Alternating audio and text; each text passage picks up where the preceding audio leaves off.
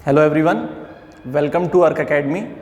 तो हमारी जो क्वेश्चन पैटर्न की जो सीरीज़ चल रही है कि हम क्वेश्चन पैटर्न्स डिस्कस कर रहे हैं पेपर वाइज सेक्शन वाइज, तो उसमें अब नया टॉपिक हम डिस्कस कर रहे हैं पेपर 1 पार्ट बी, यानी कि मैं बोलूँ तो geography of Madhya Pradesh, geography of India and geography of world. ठीक है, और इसके अलावा 2 और टॉपिक्स हैं उसमें, एक ड्रिंकिंग वाटर वाला है, एक डिज़ास्टर मैनेजमेंट भी उसी में है, और एक नया टॉपिक ऐड हुआ है रिमोट सेंसिंग टेक्निक्स वगैरह, जो डिफरेंट टेक्निक्स हैं वो सारी चीज़ें। तो इसमें मैंने इसको 4 पार्ट्स में डिवाइड कर दिया है, 5 पार्ट्स में सॉरी। सबसे पहले है वर्ल्ड ज्योग्राफी। तो वर्ल्ड ज्योग्राफी में अभी तक क्वेश्चन आते तो थे, लेकिन थोड़ा सा इस बार ऐसा लग रहा है कि क्वेश्चन ज़्यादा आएंगे, क्योंकि एक सेपरेट यूनिट बना दी है उन लोगों ने, तो 30 मार्क्स का आने की यहाँ से उम्मीद है। ठीक है, वर्ल्ड ज्योग्राफी के बाद इंडियन ज्योग्राफी और एमपी की ज्योग्राफी के मिले जुले क्वेश्चंस आते हैं, जैसे कि सॉइल्स पूछी तो इंडियन ज्योग्राफी की पूछ सकते हैं, एमपी की ज्योग्राफी की पूछ सकते हैं। फिर अपन ने एक देखा फिजिकल ज्योग्राफी, और फिर है डिजास्टर एंड डिजास्टर मैनेजमेंट। ठीक है, तो वर्ल्ड ज्योग्राफी में अपन बात करते हैं। सबसे पहले कुछ क्वेश्चंस की बात कर लेते हैं, जैसे कि रिवर्स है। तो एक क्वेश्चन आया था कि grand canyon is situated on which river, तो आंसर था कोलोराडो। तो अब हो सकता है कि कुछ और तरीके के क्वेश्चन यहाँ से बने। फिर ऐसे ही मिनरल्स, तो पूछ लिया कि भैया मध्य प्रदेश इंडिया में, मध्य प्रदेश में तो है ही डायमंड, कोई बात ही नहीं है। वर्ल्ड लेवल पर डायमंड सबसे ज़्यादा कहाँ पर मिलता है, या डायमंड माइंस कहाँ पर हैं, ऐसा पूछ सकते हैं।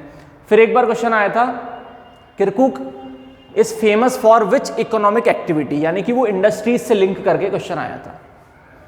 फिर एक बार आया था Detroit is famous for which industry, जैसे हम पढ़ते हैं ना ऑटोमोबाइल इंडस्ट्री वगैरह, तो सिटी से रिलेटेड हो गया ये क्वेश्चन। फिर माउंटेन रेंजेस एक बार आ चुका है, ग्रेट डिवाइडिंग रेंज के ऊपर क्वेश्चन कहाँ पर है, ठीक है, किस कॉन्टिनेंट में, किस कंट्री में, ऐसा आ सकता है। ओशियंस को लेकर काफ़ी क्वेश्चंस आते हैं, और ओशियनिक करंट्स तो बहुत इंपॉर्टेंट टॉपिक है। ओशियनिक करंट्स के ऊपर भी काफ़ी क्वेश्चंस बनते हैं। ठीक है, ओशियनिक करंट्स के बारे में जैसे कि फॉर्मेशन की factors responsible for oceanic currents, ऐसा कुछ आ जाता है। ठीक है, तो ये 3 मार्कर में भी बन सकते हैं, 5 मार्कर में भी बन सकते हैं, 11 मार्कर भी कुछ ना कुछ एक ना एक आएगा यहाँ से, क्योंकि इस बार का पैटर्न जिस तरीके का है, एक ना एक 11 मार्कर भी यहाँ से बनेगा। फिर इंडियन और एमपी ज्योग्राफी में, जैसे मैंने अभी थोड़ी देर पहले बोला था, सॉइल्स ऑफ मध्य प्रदेश या सॉइल्स ऑफ इंडिया, तो ऐसा क्वेश्चन आता है तो मोस्टली इन क्वेश्चंस में आपको मैप बनाना पड़ेगा, मोस्टली क्वेश्चन में मैप बनेगा। ठीक है, फिजियोग्राफी नेक्स्ट पार्ट में अपन डिस्कस करेंगे। मध्य प्रदेश की फिजियोग्राफी पूछ सकते हैं पर्टिकुलरली, और इंडिया की भी पूछ सकते हैं। ठीक है, फिर ड्रेनेज पैटर्न, तो मध्य प्रदेश की रिवर्स का ड्रेनेज पैटर्न प्लस इंडिया की रिवर्स का ड्रेनेज पैटर्न, या फिर एक यहाँ से रिवर वैली प्रोजेक्ट्स वाला क्वेश्चन भी बनता है। ठीक है, रिवर वैली प्रोजेक्ट्स के ऊपर क्वेश्चन बनता है। मिनरल्स, ये 3 मार्कर, 5 मार्कर, 11 मार्कर तीनों में बनते हैं क्वेश्चन मिनरल्स के। ठीक है, टॉप प्रोड्यूसिंग डिस्ट्रिक्ट्स पूछ लेते हैं या स्टेट्स पूछ लेते हैं, इस तरीके से एमपी और इंडिया में पूछा जाता है। क्रॉप्स में भी सेम वही, जैसा मिनरल्स में पूछते हैं उसी टाइप से क्रॉप्स में भी पूछते हैं। डेमोग्राफी एंड सेंसस पे भी क्वेश्चन आते हैं, इंडस्ट्रीज पे आते हैं, और इरिगेशन पे, इरिगेशन की टेक्निक्स भी पूछ लेते हैं, या सबसे ज़्यादा इरिगेशन कहाँ हो रहा है, सबसे कम कहाँ हो रहा है, इस तरीके से क्वेश्चन आ जाते हैं। ठीक है, फिर अपन बात करते हैं फिजिकल ज्योग्राफी की, ये बाद में लास्ट में उठाएंगे डिजास्टर वाला। फिजिकल ज्योग्राफी में अपन ने सबसे पहले देखा ओरिजिन ऑफ अर्थ, तो कुछ थ्योरीज हैं यहाँ पर, plate tectonic theory, continental drift theory, जो कि ओरिजिन ऑफ अर्थ भी एक्सप्लेन करेंगी, प्लस फॉर्मेशन ऑफ माउंटेन्स भी यहीं से हमें क्लियर हो जाएगा।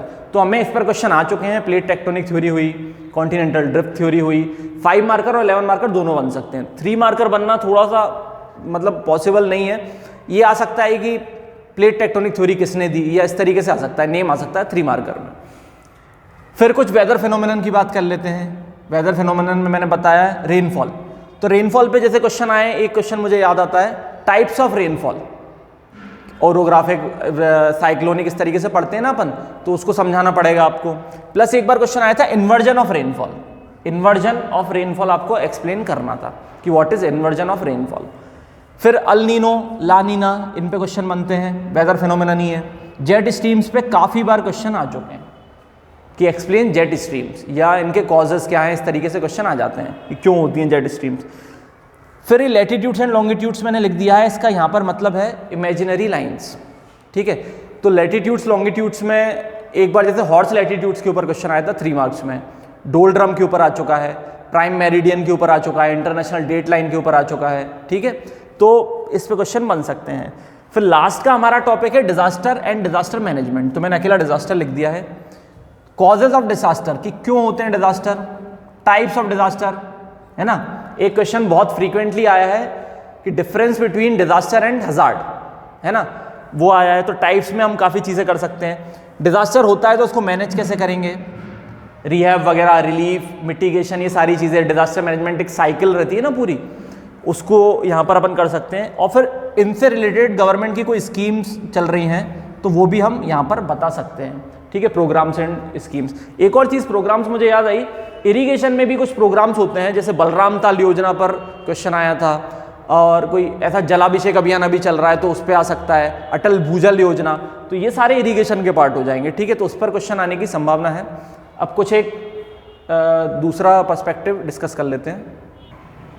अब हम कुछ टाइप्स ऑफ क्वेश्चंस देख लेते हैं, पहले 3 मार्कर, फिर 5 मार्कर और 11 मार्कर। अभी इसके पहले जो हमने 3 मार्कर देखे थे एक वीडियो में, वो एक एज ए होल हम बात कर रहे थे, लेकिन स्पेसिफिक ज्योग्राफी में 3 मार्कर बहुत ज़्यादा इंपॉर्टेंट है, बहुत ज़्यादा स्कोरिंग है। मतलब कि आप जैसे कि अगर जितने भी क्वेश्चंस आने वाले हैं आप पूरे के पूरे मार्क्स इसमें अटेम्प्ट कर सकते हैं और गेन कर सकते हैं, मतलब बहुत अच्छा स्कोरिंग एरिया है ज्योग्राफी में 3 मार्कर्स, इसलिए मैंने अलग से 3 मार्कर्स यहाँ पे लेके चल रहा हूँ। अब टाइप्स ऑफ 3 मार्कर में एक आता है डेफिनेशन लिखने को, मतलब इसमें आप अपना दिमाग नहीं लगा सकते हैं, अगर डेफिनेशन आ रही है तो आपको एज इट इज़ डेफिनेशन लिखना है, और एग्जाम्पल्स अगर वहाँ हैं तो वहाँ ज़रूर लिखें। जैसे जियोसिंक्लाइंस की एक बार डेफिनेशन आ चुकी है, फिर खादर एरिया की एक बार डेफिनेशन आई है, तो अब फ्यूचर में खादर और बांगर को डिफरेंशिएट करने को आ जाएगा। तो डिफरेंशिएट आप यहाँ पर कॉलम बना के नहीं कर पाएंगे क्योंकि उतनी गुंजाइश अब बची नहीं है। अब आप यहाँ पर एक लाइन में खादर एरिया के बारे में लिख दीजिए, एक में बांगर एरिया के बारे में लिख लीजिए, ठीक है।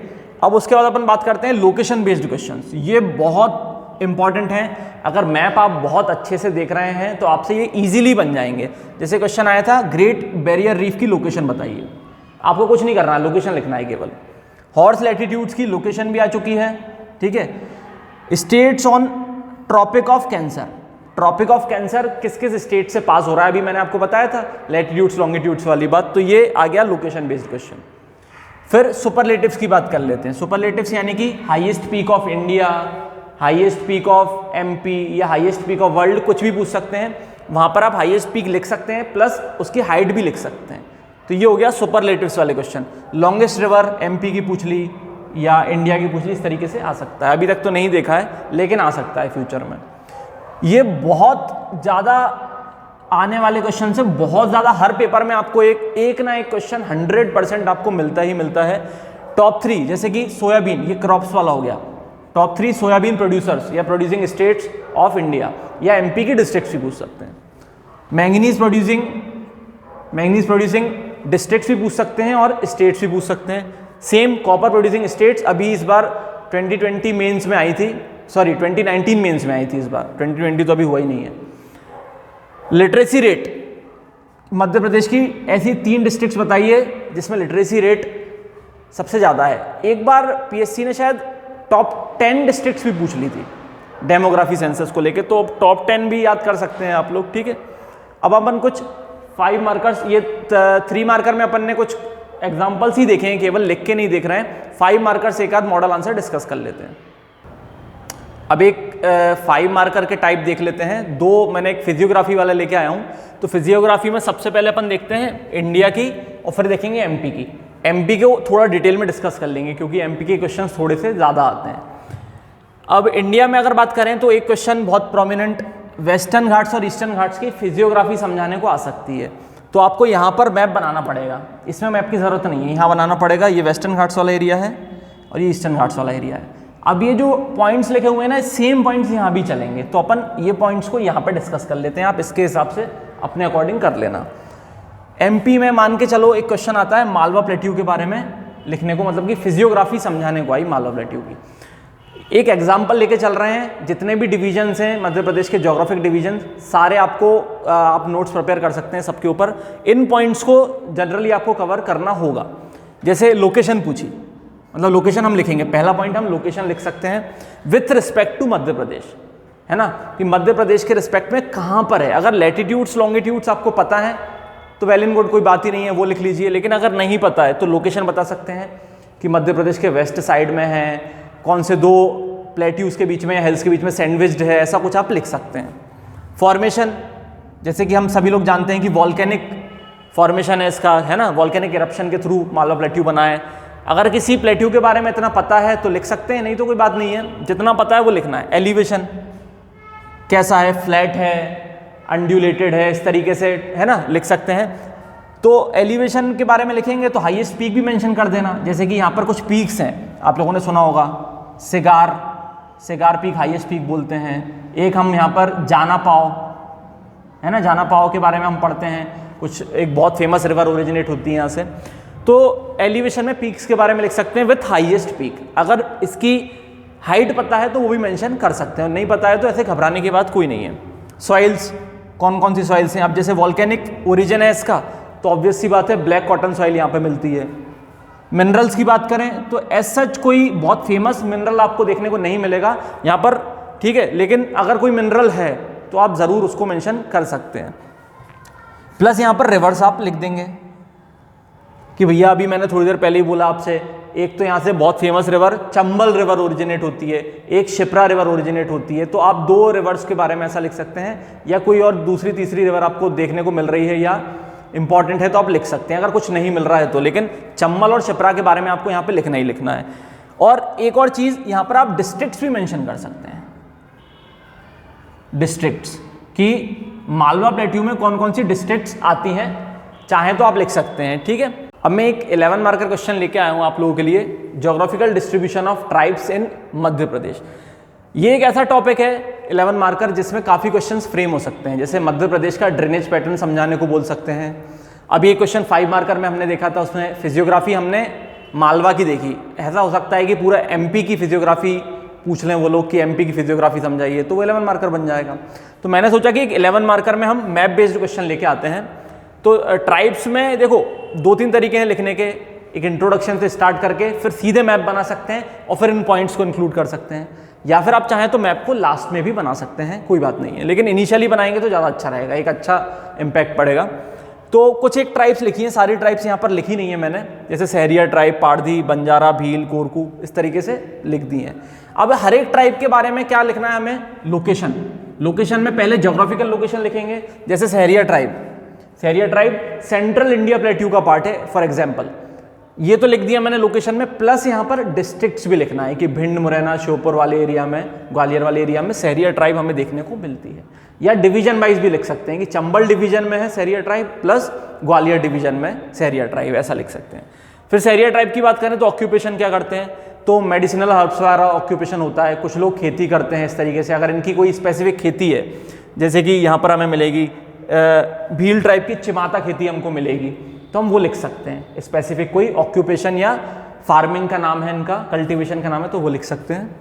डेमोग्राफी, अगर इनके बारे में हमें इतना पता है कि कितनी पॉपुलेशन है या कितने % पॉपुलेशन ये टोटल पॉपुलेशन को कवर करते हैं, मतलब कितना % है इनका, वो लिख सकते हैं डेमोग्राफी में।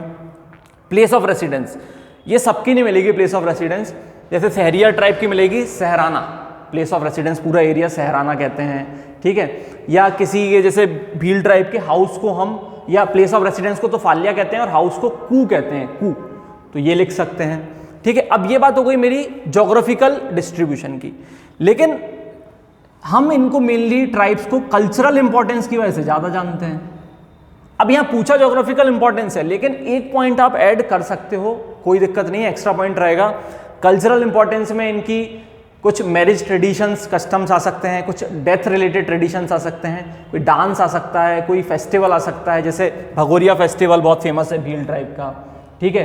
फिर गौंड ट्राइब की दूध लौटावा मैरिज ट्रेडिशन है। इस तरीके से आप एक एक मैरिज कस्टम या कुछ भी कल्चरल इंपॉर्टेंस इनकी शो कर सकते हैं, और लास्ट में कंक्लूड कर सकते हैं कि मध्य प्रदेश बहुत रिच है, ठीक है। इस तरीके से हम इसको कंक्लूड कर सकते हैं।